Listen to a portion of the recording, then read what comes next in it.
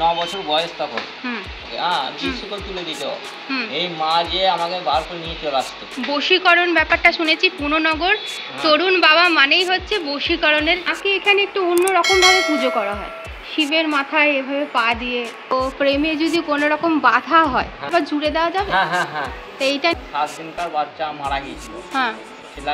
ছেলেটা ঠিকই দিয়েছে আর বেঁচে গেছে।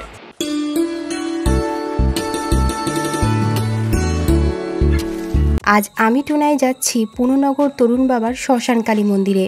তরুণ বাবা মাকে কিভাবে পেয়েছেন, কি কাজ হয় এই মন্দিরে, ভক্তদের কাছে কেমন কি টাকা পয়সা নেওয়া হয়, মন্দিরে কি মিরাক্কেল হয়েছিল, মা কতটা ভয়ানক ও জাগ্রত ভক্তদের মুখ থেকে শুনবো। তরুণ বাবার ছেলেবেলা থেকে এই মন্দির প্রতিষ্ঠার পেছনে সমস্তটা শুনবো। অমাবস্যায় মন্দিরে কি চমৎকার হয় দেখতে হলে আগের ভিডিও দেখুন। হ্যালো বন্ধুরা, আমি টুনাই আজ আবার চলে এসেছি পুননগর। আর আমার পিছনেই রয়েছে, দেখতে পাচ্ছ তোমরা, যে শ্মশান মা তো আছেই, আর তার সঙ্গে কে আছে এখানে, তরুণ বাবা। তরুণ বাবাকে এখানে পেয়ে গেছি এবং তার কাছ থেকে আমরা জেনে নেব এই মন্দির বিষয়ে সমস্ত কিছু। আগের ভিডিওতে অনেক কিছুই দিয়েছি, এই ভিডিওতে তোমাদেরকে অনেক কিছুই দেখাবো, সেটা দেখতে থাকো বন্ধুরা। বলছি বাবা, তোমার নাম কি? তুমি বলেই বলছি, ঠিক আছে? আচ্ছা, তোমাকে তো সবাই চেনে এখানে তরু বাবা বলে, তোমার নামই হয়ে গেছে তরু বাবা। স্টেশন থেকেই সবাই। তো এখানে যে মা রয়েছে, এই মাকে কি বলা হয়, কি মা এটা? আমার শ্মশানকালী রক্ষাকালী। শ্মশানকালী রক্ষাকালী। আচ্ছা, কত বছর প্রতিষ্ঠিত হয়েছে? আমার দাদুর আমল থেকে ঘটে পড়তে আসতো। আমার দাদু ঘটে পড়তে আনতো। আমার দাদু আমি একসঙ্গে খেলা করেছি দাদুর সঙ্গে। এই দাদু বলছে আমি আগে চাল পাতা গেছিল, ছাউনি ছিল। দাদুর মঠ থেকে আমাকে দিয়ে গেছে ঠাকুরটা, দিয়ে ছোট থেকে ওই আমার কাছে 9 বছর বয়স তখন, আমার কাছে চলে যেত 9 বছর বয়সে। যে অনেক ছোট থেকে ঠাকুর পেয়েছি আমি।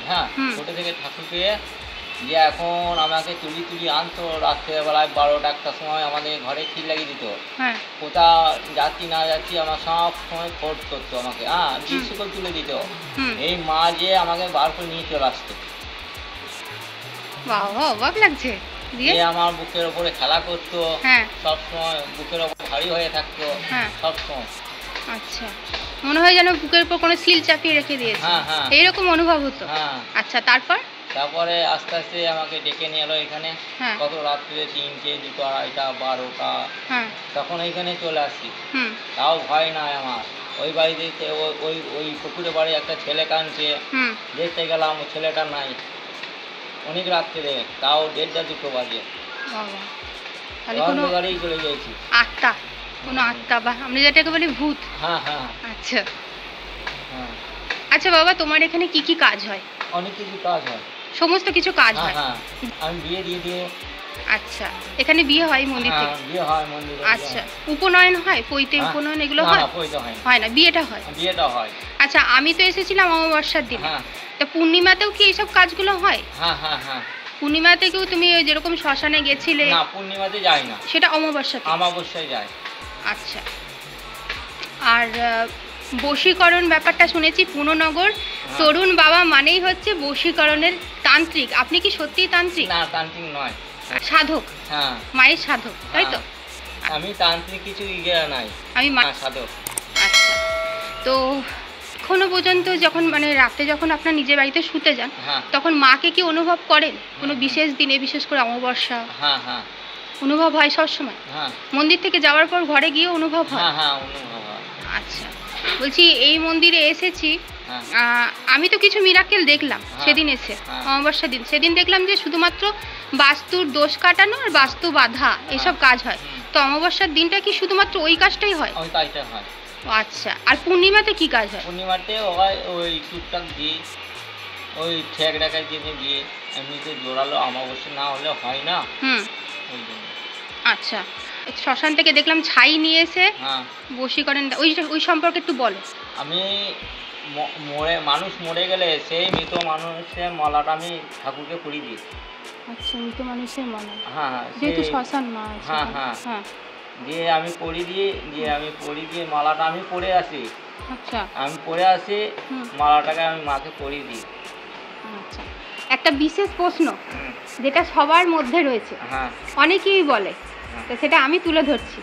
বলছি মাকে এখানে একটু অন্য রকমভাবে পুজো করা হয়, শিবের মাথায় এভাবে পা দিয়ে।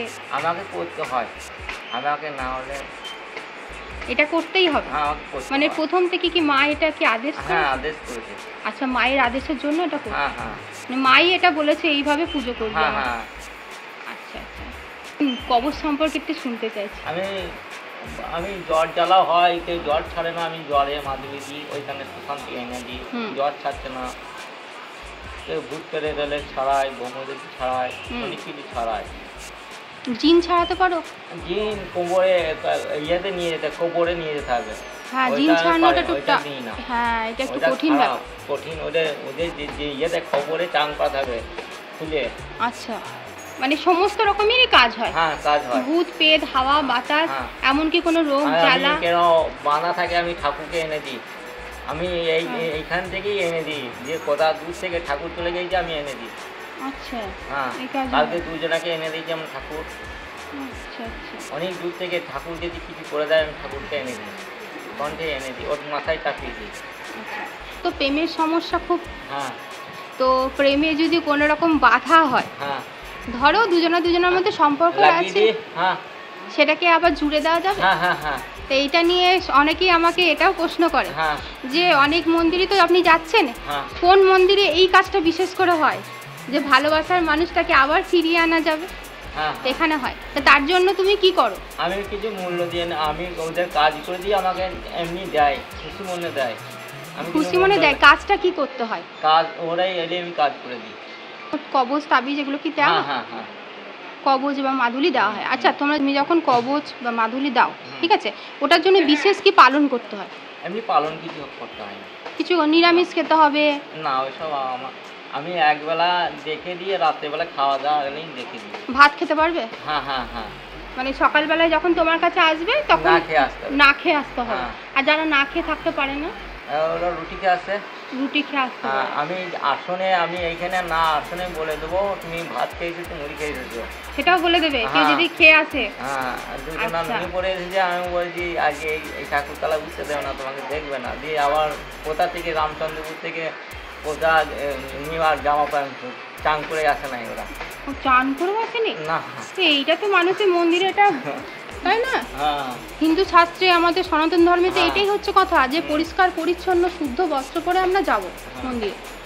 যাই হোক, তো বাবা অনেক কিছুই জানলাম। আর বলছি, তোমার এই মন্দির কদিন খোলা থাকে?